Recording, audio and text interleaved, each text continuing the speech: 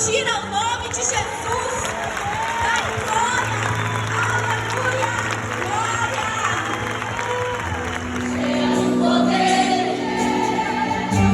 Cheia do poder.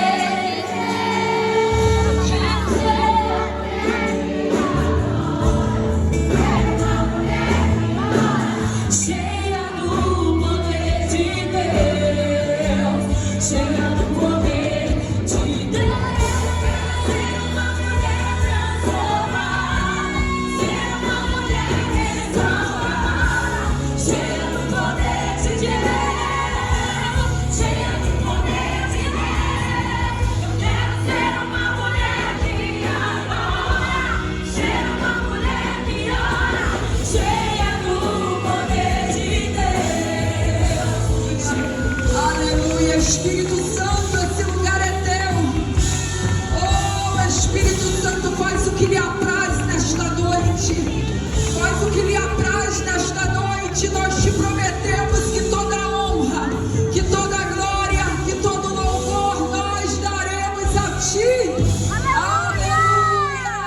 E tu que tem uma visão do céu que Deus tem para as mulheres. Olha, eu vou dar capacidade para isso. Vou dar capacidade uma casa, vou dar capacidade para ela governar um estado, vou dar capacidade para ela governar o Brasil, vou dar capacidade para ela governar uma empresa, vou dar capacidade para ela pregar a minha palavra. Ora, canta. Uma honra e uma alegria. Muitos anos atrás eu estive na Nasci para Deus. Mas vocês estavam numa outra casa que não é essa. Uma casa pequena, e estando hoje aqui, na verdade não era pequena, né? Uma casa menor do que essa.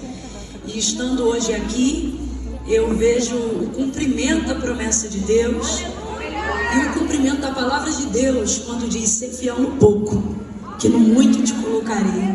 Eu quero glorificar a Deus pela vida do pastor Ney Messias, pastor nessa igreja, pela sua fé, pela sua ousadia e por essa esposa que Jesus presenteou a ele. Eu tenho para mim que ele tinha que acordar todo dia cantando aquela canção: tudo tem sido tão, tão bom, toda vez que olhasse a pastora Andréia. E ela é uma figura que só está lhe dizendo: eu concordo com isso, né? Maravilhosa, está cheia de Deus. Eu disse: Deus, que presença é essa? Irmãos, a gente sente quando há uma expectativa humana no lugar, quando a gente chega, quando há um frisson, a gente sente quando é um frisson. E aí a gente tem que orar e dizer: Deus, corrija a expectativa do teu povo, alinha o nosso coração à tua vontade, né? Agora, quando a gente chega num ambiente e a gente discerne que há uma expectativa, mas ela não é humana, o que há na alma, no íntimo, no âmago, é um desejo, uma certeza assim: Deus vai fazer algo hoje, Deus vai fazer algo hoje. Crescer nos desertos, consagrando-se e separando-se nos desertos, esperando a hora que deveria revelar-se a Israel para cumprir o seu propósito. Isso aqui fica claro pra gente que o anonimato não esconde, guarda. O anonimato não abate, preserva, prepara. Quando chegou a hora, ele vem preparado para viver aquele momento, compreendendo o tempo de Deus para aquela hora, e começa a anunciar o arrependimento nos desertos, no deserto. E o texto diz que não eram poucos, mas eram muitos que se arrependiam e desciam as águas batismais, por causa da virtude e do poder com que ele era usado. Não tinha poucos, mas muitos discípulos, discípulos fiéis, discípulos que mesmo depois, encontrando-se com Cristo e conhecendo a Cristo, não deixaram de andar com João Batista, porque acreditavam naquilo que ele carregava. Ali ele vem manifestando o reino de Deus. Segunda ele pregava a mesma coisa, terça ele pregava a mesma coisa, quarta ele pregava a mesma coisa, e ele dizia: arrependei-vos porque é chegado o reino dos céus, arrependei-vos porque é chegado o reino de Deus, arrependei-vos. E ele fazia isso num deserto, sem microfone, sem caixa de retorno, sem som, sem absolutamente nada. E o texto diz que uma multidão que se perdia de vista enchia o deserto. Gente, essa igreja já é lotada, e da quinta fileira para trás a gente já não consegue ver perfeitamente o rosto por causa da grandeza nesse lugar, mas as paredes limitam o espaço. Imagine agora o deserto onde não tem paredes, a Bíblia dizendo que havia uma multidão que se perdia de vista. Era gente que vinha de todo canto e não vinha para receber a chave da vitória, a campanha da prosperidade, não. Era gente que vinha para ser confrontado. A palavra não era macia, pelo contrário, ela era difícil. Segunda era a mesma coisa, terça era a mesma coisa. E se alguém pensasse, João Batista vai repetir a palavra de hoje de novo, vou. Arrependei-vos porque é chegado o reino dos céus. O Senhor usava com tanta virtude algumas coisas num culto como esse, quando Deus chega. Camila, mas Deus está aqui, mas eu estou dizendo assim, quando Ele está e Ele quer aparecer e ele não quer que ninguém faça mais nada, Ele quer brilhar sozinho. Já foi num culto assim, onde Deus aparece e diz, vou brilhar sozinho, senta cada um no seu cantinho? Já foi num culto assim?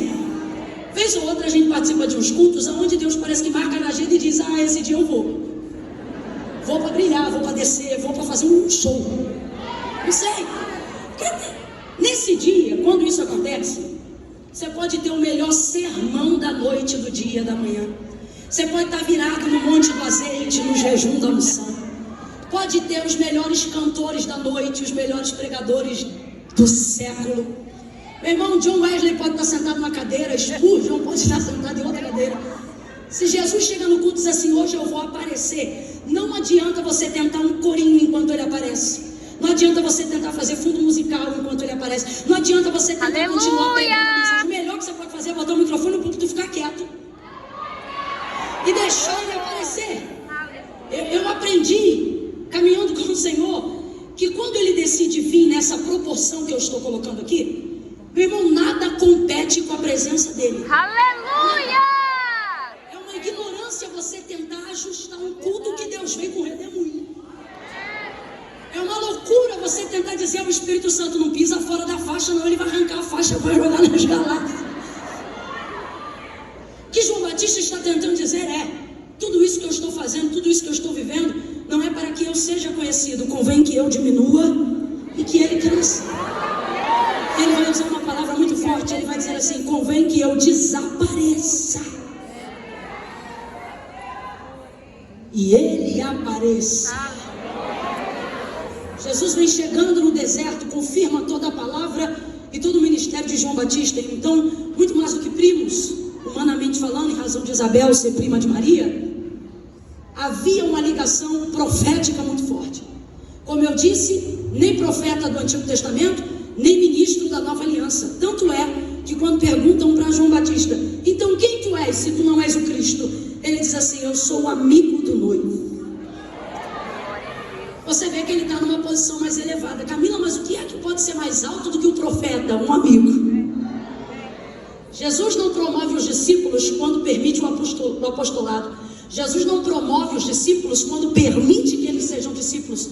Jesus promove os discípulos nos momentos finais do seu ministério, quando Ele diz, agora não vos chamo mais servos, mas vos chamo de amigos. E Jesus está dizendo, vocês chegaram a uma posição que todo homem deveria desejar. A reconciliação fundamental entre Deus e o homem não é o serviço, é o relacionamento baseado no amor. Isto o que? A morte de João Batista, quem ele mesmo dizia, um anjo de Deus, o meu amigo. Meu Deus! Morreu?